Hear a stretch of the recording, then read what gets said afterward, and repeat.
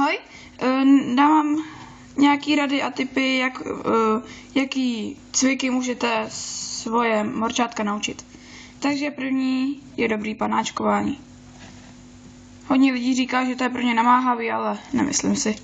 Pro salát všechno. Nikdy nezapomeňte své morčátko po cviku odměnit. Aby se to zapamatovalo a potom to udělalo to dál. Ano. Nebo si můžete zakoupit takovýhle zvoneček a vlastně by na to mohl třeba zvonit, nebo si mu do toho taky může dávat salát, nebo prostě nějaký jídlo.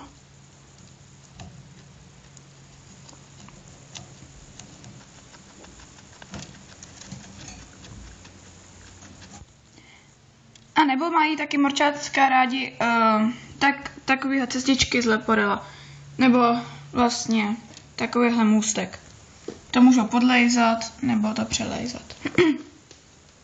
Akt.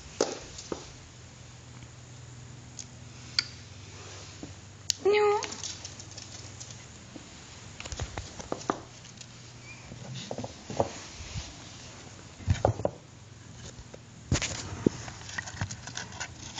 Nepapej to.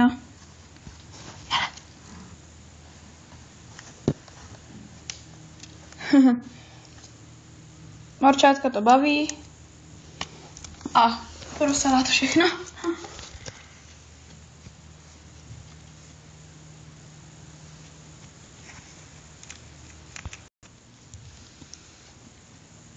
Pokud budete teprve začínat s přelejzáním toho můstku, tak mu to dejte níž. Dá se to nastavit, jsou v tom takový drátky.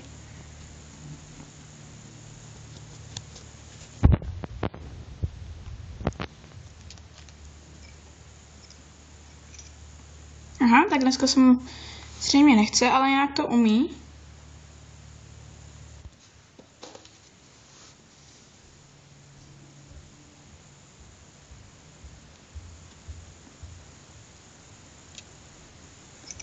No, tak to vám se neukážu, protože se mu jaksi dneska nechce přelejzat, ale fakt jindy to přelejzal dobře. No. A pokud to bude přelejzat nebo tak je dobrý mu pod to dát ručník, protože na dřevě a tak to se mu celkem hodně klouže. Tak to asi všechno. Tak ahoj.